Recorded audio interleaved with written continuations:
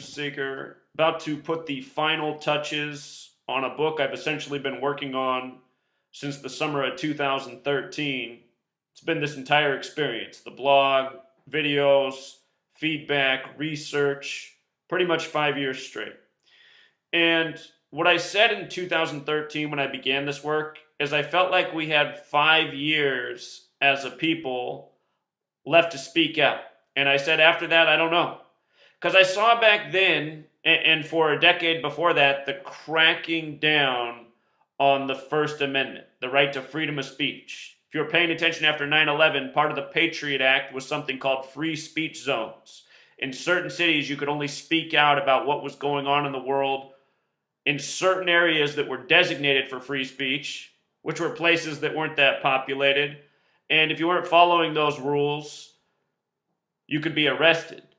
And it does seem that that law has faded away. I don't know if it's still on the books, but they're not enforcing it and talking about it in the news like they were after September 11th. But we've seen all these revised Patriot Acts passed ever since. And in 2011, I think the end of 2011, we saw Barack Obama. He signed an updated piece of legislation that had been around since the 50s or 60s, post-World War II era. But he made a change in this big write-up that they always renew, these presidents. You know, these bills of the past, the presidents just sign off on now and they don't make much buzz. He made an update in this document, and it declared the United States of America an active battleground in the war on terrorism. And the thing is, the way our Constitution's set up is that in wartime, you can, you know, the government essentially has greater reach. You know, they have more room to violate civil liberties and people's personal rights. And that's where we live now, an active battleground in the war on terrorism. Since then, we've seen the creation of ISIS and all of ISIS domestic terrorism recruiting and domestic terrorism influence. And, you know, upsurge in shootings in the community. And we've seen, or the community, the nation, all across communities. We've seen the militarization of police, you know, armored vehicles all throughout the nation, small cities, big cities, police with a lot more hardware on their body, bigger weapons. All of this stuff going on. And in the time I've been doing this work, I've proven that the news is planned theater to steer on this police state agenda, that elections are rigged, that sports games are rigged. A whole lot of stuff that so many people are deceived by. And we've clearly shown who is responsible. And with regards to who's responsible for stealing our liberties, scaring us every day with their media, abusing us with their government, you know, now censoring our right to free speech. With regards to those people, they're the ones who think we're animals. You know, in their Talmud, it says that a non-Jew is an animal. And, you know, I want to talk about this picture right here in light of what we're allowing to happen. You know, the building of this police state, the taking away of liberties. Again, the people who do this, they see us as animals. And in their Talmud, it says they have the right to rule over us, lie to us, enslave us. The purpose of our existence is so that we can work and labor for them so they don't have to. And, you know, this lion right here essentially represents we the people. You know, and this person right here, with his hand on the back of the lion, he essentially represents the Talmud thumpers. You know, the guy who controls your media, your government, your money, the things that control you. He's that. And he has total confidence that this lion, which he knows could destroy him, he knows the lion's not gonna, because the lion's been taught from a young age to obey the rules of the lion master. You know, be a good lion, you'll get your snacks throughout the day, you get your slabs of meat, you know, and whatever else the lion desires at the end of the day that allows him to be ruled over. And That's exactly what we have. We have a populace that's ruled over by liars, tyrants, people who use and abuse them. Everyone in this nation is pretty much a working slave trying to keep up with the next bill, trying to keep up with taxes. All of us pay a ton in taxes on our labor, which was never supposed to happen in this nation, and which we allowed to happen. This lion right here, speaking of the metaphor, this lion looks pretty disappointed. And, you know, this is like us. We're becoming more disappointed with time. Once upon a time, the lion had it better.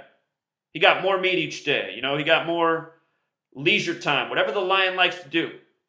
You see, the change in society post World War II. Once upon a time, it was one parent at work, usually the man, and he made plenty to provide for the family, a retirement, education. He made enough money to take care of it all. The wife could stay home, help with the children, help with the house. One parent out there paying the bills. And that was the norm, There's always been poor, sexist society. And for them, it hasn't been the norm. That's part of our society too, class system, and it's designed that way. But still, once upon a time, there was a very large middle class where this was the truth. I mean, for most of us who have a grandparent, that's the story we knew. The grandfather worked, grandmother raised the children, and they all did well, or better than most people do now. Now, almost every family's two parents working, hardly home, have to have other people raise their children, can't keep up. The treadmill of life is sped up. And, there's more long faces in our society. And it's all because, we've lost our human instinct, or even our animal instinct, if you will.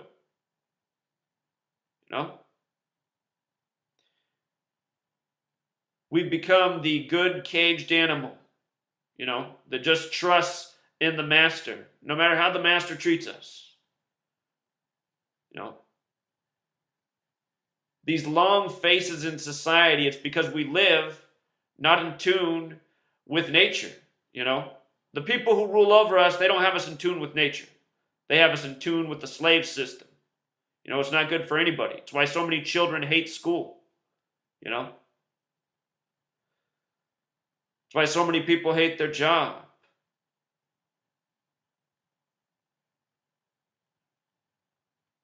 Imagine if we overthrew the master and we lived like lions in the wild, like how we're supposed to live, Imagine if you lived in a world where you weren't raised by books that are said to be inspired by God and governments who say they're greater than you and must be obeyed. Imagine if you just grew up in the world, in a sensible world. You grew up in a community. The community didn't have all this technology. What it had was common sense. Take care of the land around you. Grow the food. Take care of the place you live. Know your community. Interact with your community. Have good, make good times, memories with your community. That's the way people used to live, Now what do people do? Most families are broken families. One parent raising the children. Most families don't even get along. It's all because we've allowed it to get to this place. Everyone's stressed out from work, doesn't have enough money. They're feeding us junk food that's not good for us. That's the other thing before the wars. People used to just have organic food. There wasn't genetically modified food. There was just organic food. And you got science out here telling you that there's nothing wrong with genetically modified food. It's the exact same. But is it true? All this rise in infant child illness, autism, disease, SIDS, all this stuff that didn't used to exist, peanut allergies. Where did it all come from? Science says we don't know where it came from. We just know it's not the genetically modified food. We're confident about that. It's not the genetically modified food, but we have no idea what's causing all the new illness.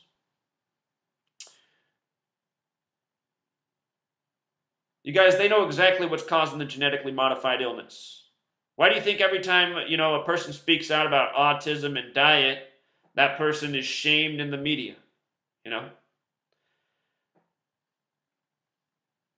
why all the long faces, there's no truth in this world. We're all living a way we're not supposed to. Child's not supposed to be raised outside of its home, in the state school. Remember, Circle C for Christopher Columbus. Christopher Columbus discovered the land where the natives live. It was okay to kill the natives because that was fill in the blank. Did you write Manifest Destiny? That's the right answer. Good for you, Johnny. You get an A. You're on to first grade. You're on to second grade. You're on to third grade. You know, we have all these people that spend all these years in this state system away from their own family, getting taught by people they have no business teaching them anything. No, they pay teachers jack shit in this well-managed system because they want to recruit the dumbest. They want to recruit the dumbest to teach your children. Why? So they'll be dumb, you know? This is how the system works. That's why we all got the long faces like this lion. We're just letting this shit go on. You know, this lion, he could change his whole life by just bringing his left paw right over. Boom. And hit the gate. You know, but he's aware, he doesn't know what goes on outside the gate. He's never got to hunt in his life. He's never got to live under anything but tyranny and lies and, well, you know, what is that for the lion? Having to jump through the hoop of fire every day so he can get a slab of meat at the end of the night? Whatever it is. But he's never gotten to live outside the cage, just live the free man's life. You know, learn what it is to hunt. You know. That's what they do to us in the United States of America. They take away all the good things, stress everybody out, exhaust them. Why do you think they punish all young people with all this fear about sex? You know, fear, fear, fear. Why don't they educate young people how to be smart sexually? You know, they want these dumb young men, you know. Look, how many guys come in women because they don't know anything about sex, and then they have to rush out the next morning and spend like $60 after tax on Plan B, maybe even more in some states. I mean, how many young men are doing this every single day? If you work in a pharmacy, you know, in the morning, a lot of young people come in to get that Plan B. Whoops, they got carried away last night. You know, if there was sexual education about like the signs that maybe you're about to come, then maybe the first time you did it, you know, you wouldn't end up coming in the woman and thinking, oh my God, I'm about to have a child as an 18-year-old. And we live in a society where people can't even talk about sex. They're just like so uncomfortable talking about sex when it's a normal human thing and pretty much everybody likes to do it unless they were abused as children, which also happens at an alarming rate. I used to work in a group home. You know, some people are traumatized with sex. And sometimes those people who get traumatized with sex, then they learn to use sex as a weapon at a young age. And that's a whole other conversation. But the thing is, like, almost all of these systemic problems, people raping their children and, you know, raping anybody, almost all of it is because of the way we treat sex in our society. We make it this taboo thing from a young age. People are scared of it. People don't want to talk about it. You know, some people, you know, it's just like, I don't know. They can't figure out how to get it because they've gotten all this toxic information about it. So then they end up doing crazy things, you know, becoming predators of children, vulnerable women. All of this is from the lion living in the cage its whole life. You know, we live in a metaphorical cage.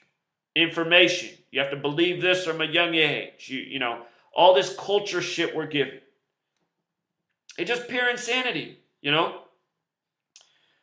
And from living in the cage our whole life, we just allow insanity to go on. Totally out of tune with nature, you know? The whole society's out of tune.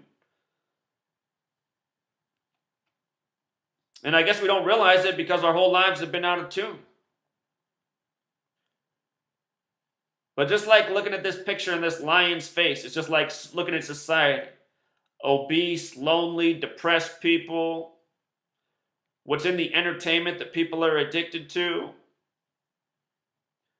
know, just believing nonsense, going against human nature. You know, telling kids from a young age certain plants are just so horrible for you. Stay away from those plants that might open your mind, might help you see the truth. But here, eat all this junk food and crap and, completely toxic diet that's advertised on television that your government totally sanctions and subsidizes. The reason hamburgers are so cheap at fast food restaurants is because they're paid for with your tax dollars. If meat was not subsidized, its cost would go way up.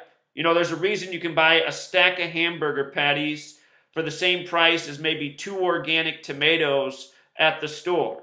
In spite of the fact that those those hamburger patties, if you looked at the requirement to make that, from feeding the animal, providing water for the animal, if you saw all the stuff that went into producing those hamburgers, it would be an enormous cost of water and food and materials and labor and time compared to what it took to grow those 2 organic tomatoes. The only reason they're the same price at the store is because your government is subsidizing those hamburger patties. They're not subsidizing organic tomatoes. Think about it. Why do they want you eating hamburgers and not stuff that's actually good for you? Because we live in this big machine that uses and abuses us. They want you to get sick. They want to get you on their pharmaceuticals. They want you to pay for their expensive hospitals. And understand, all of this is because we're in the system, If we lived in a world where we took our most intelligent 12-year-olds and we said, okay, you want to be a doctor? We're going to get you on the path right now to being a doctor. You're going to be in school from the time you're 12, 22. You're going to be studying. You're going to be learning. You're going to be studying with older doctors. By the time you're 22, you're going to be a world-class doctor. We could do that with our society. It wouldn't even be expensive. And if we had a bunch more doctors, guess what? Healthcare would drop way down. But instead we live in this world where healthcare has a price on it and doctors get rich, because it's not really about health. It's about controlling people, exploiting them, making money off them, sending the lion to jump through the wheel of fire. So anyway, I'm just talking about shit, but this is the state of affairs. We're living in a nation where we're losing our rights. We're being scared on purpose. We're being turned against each other. The truth's being demonized. And it's all because not enough people are speaking up. That's why I've given up the last 5 years to speak out, because I'm the lion in the cage who realizes as just one lion I can't do enough. I need this lion to come back me up, and all the other ones not in the picture. Thing is, if I claw this guy and run out the cage, they're going to call all the other lion keepers. I'm going to end up being the next dead lion. You know what I mean? But if all the lions rebel, different story. You know what I mean? All right, Truth Seeker, until next time. So I want to tell you one more thing to relay in your message. I'll be quick. From the Orlando nightclub shooting of June 12th, 6/12, to the shooting at the high school on Valentine's Day was 612 days later. And that matters because in the language of Gematria, which is a Masonic language where Masonry's headquarters are in D.C. with our federal government, in the Masonic language of letters and numbers, Valentine equals 612, so does police, so does Dune Blaine Massacre, which got the rights taken away in the UK, so does Columbine High School, so does Orlando Strong, and so does a whole lot more. So let Marco Rubio know with his little hands and his little faggot ass that he's disgusting and he's a bitch and these tyrants are gonna burn. Relay that message and find a better job, prick.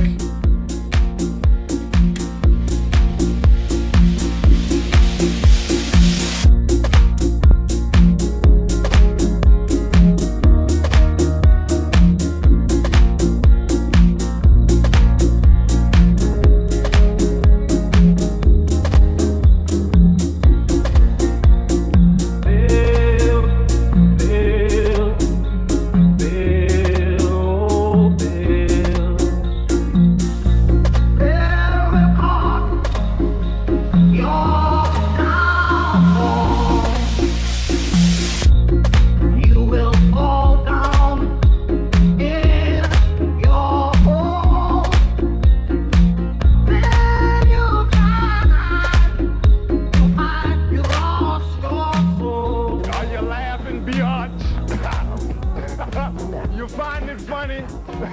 You find it funny?